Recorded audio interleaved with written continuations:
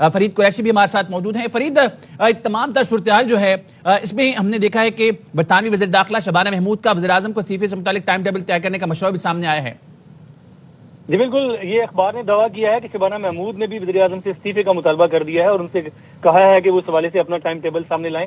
اس کے علاوہ 70 سے زیادہ ممبران پارلیمنٹ ہیں جنہوں نے استعفے کا مطالبہ کیا ہے، 4 جو سیکٹریز ہیں انہوں نے استعفیٰ دے دیا ہے۔ تو دباؤ تو وزیر اعظم کی اسٹارمر پر بہت زیادہ بڑھ چکا ہے، لیکن ابھی تک کی جو معلومات ہیں ان کے مطابق جس طرح سے آج صبح بھی وزیر اعظم نے اپنی پریس کانفرنس میں کہا وہ ریزائن نہیں کریں گے، بلکہ جو ڈاؤٹرز ہیں، جو پارٹی کے اندر یا باہر لوگ موجود ہیں جو ان کی صلاحیتوں پر شک کرتے ہیں، وہ کہتے ہیں کہ میں انہیں پہلے بھی غلط ثابت کر چکا ہوں ماضی میں اور اب دوبارہ بھی انہیں غلط ثابت کروں گا۔ وزیر اعظم کا یہ کہنا ہے کہ 2024 میں عوام نے مجھے مینڈیٹ دیا تھا ملک چلانے کا اور وہ ملک ہم چلائیں گے اور جو وعدے کیے ہیں عوام کے ساتھ وہ پورے کیے ہیں۔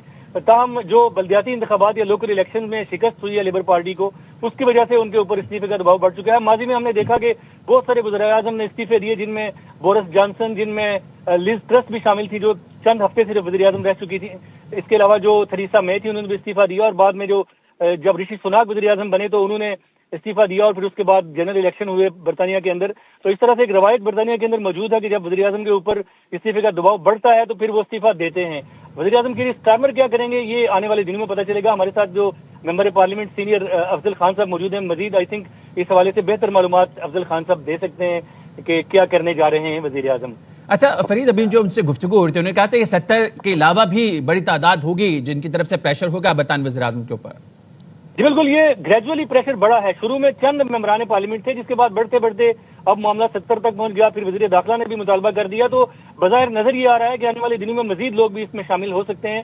کل جو ممبران پارلیمنٹ ہیں برطانوی پارلیمنٹ میں وہ 650 ہیں اور ان میں سے اگر ان کی پارٹی کے جو ممبران کی اکثریت ہے وہ بھی اگر مطالبہ کر دے گی تو پھر بھی وزیر اعظم کے لیے اس عہدے پر رہنا بہت مشکل ہو جائے گا اور پریشر ان پر بہت زیادہ بڑھ چکا ہے۔ تو یہ وزیر اعظم جو ہے ان کا یہ کہنا ہے کہ 14 سال کے بعد عوام نے لیبر پارٹی کو مینڈیٹ دیا اور جو ان 14 سال کے اندر برطانیہ کے ساتھ ہو چکا تھا اس کو ہم بہتر کریں گے اور میں وزارت عظمیٰ سے استعفیٰ نہیں دوں گا۔ انہوں نے بڑے اچھے ماحول میں آج پریس کانفرنس کی تھی، جو بھرپور پریس کانفرنس، جس میں بہت سارے جرنلسٹ اور ان کی جو پارٹی کے لوگ ہیں وہ بھی موجود تھے جو ان کی سپورٹ کرنے آئے تھے۔ پارٹی کے اندر سے ابھی تک ان کی سپورٹ جو ہے وہ بہت سٹرانگ ہے اور ایسے نہیں کہا جا سکتا کہ پارٹی کی اکثریت ان کے خلاف ہے، لیکن ایک پریشر ہے بہرحال ان کے اوپر کہ وزیر اعظم جو ہے وہ استعفیٰ دیں۔ اب صورتحال کیا بنے گی، صبح جو کیبنٹ کا اجلاس ہوگا اس میں مطالبہ کیا جائے گا دوبارہ سے ان سے، اور جو آج ممبران یا وزراء جو گئے تھے ڈاؤننگ اسٹریٹ میں وزیر اعظم سے استعفے کا مطالبہ لے کر وہ کیا بات کریں گے۔ اب یہ کچھ دیر میں مزید چیزیں بھی سامنے آئیں گی، لیکن بظاہر دباؤ جو ہے وزیر اعظم پر کافی حد تک بڑھ چکا ہے۔ یہ معاملہ رخ کیا اختیار کرے گا، آپ کو کیا لگتا ہے فرید؟ اس بارے میں کچھ حتمی طور پر نہیں کہہ سکتا، لیکن جیسے میں نے کہا کہ برطانوی سیاست کے اندر وزیر اعظم کا استعفیٰ دینا کوئی بہت بڑی بات نہیں ہے اور ہم نے چند سالوں کے اندر بہت سارے وزراء اعظم کو جاتے ہوئے دیکھا ہے۔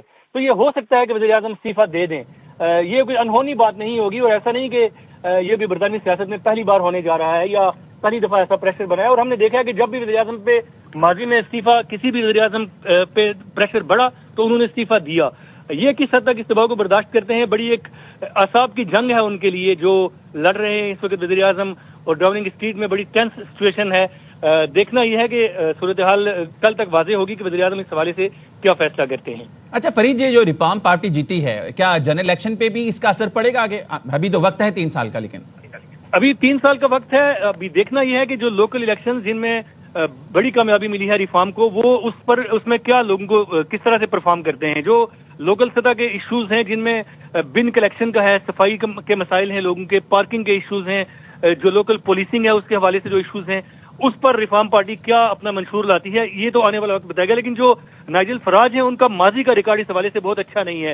انہوں نے ایک بریگزٹ پارٹی بنائی، انہوں نے ایک کیمپین چلائی کہ برطانیہ کو یورپ سے باہر نکلنا چاہیے، لیکن جب برطانیہ یورپ سے باہر نکلا تو جو انہوں نے وعدے کیے تھے کہ یورپ سے نکلنے کے بعد برطانیہ میں پتہ نہیں کون سی دودھ اور شہد کی نہریں بہنا شروع ہو جائیں گی، وہ کچھ بھی نہیں ہوا اور وہ وعدے اپنے سارے بھول گئے۔ بلکہ وزیر اعظم نے بھی آج اپنی اسپیچ میں اور اپنی پریس کانفرنس کے دوران بتایا کہ نائجل فراج جو ہیں وہ اب اپنے ان وعدوں اور دعووں کا ذکر نہیں کرتے جو انہوں نے بریگزٹ سے پہلے کیے تھے۔ تو ان کے لیے دعوے کرنا اور وعدے کرنا تو آسان ہے، لیکن آج تک انہوں نے پرفارم نہیں کیا۔ عوام نے تاہم انہیں ویٹ دیا ہے اس دفعہ اور لوکل الیکشن میں ووٹ دیا ہے۔ لوکل جو کونسلز ہیں ان کے اندر ان کی بھرپور نمائندگی اب موجود ہے۔ دیکھنا یہ ہے کہ وہ کس طرح سے پرفارم کرتے ہیں اور آنے والے وقتوں میں کیا رخ اختیار کرتی ہیں چیزیں، لیکن جو ان کا ایک امیگریشن مخالف سٹانس ہے اور ان کے اوپر جو ایک لیبل ہے کہ وہ جو نسل پرست ہیں ان کے ساتھ دیتے ہیں، تو اس حوالے سے ان کے لیے کافی سارے مسائل بھی ہیں. لیگل سطح پر بھی بہت ساری چیلنجز کا ان کو سامنا ہے.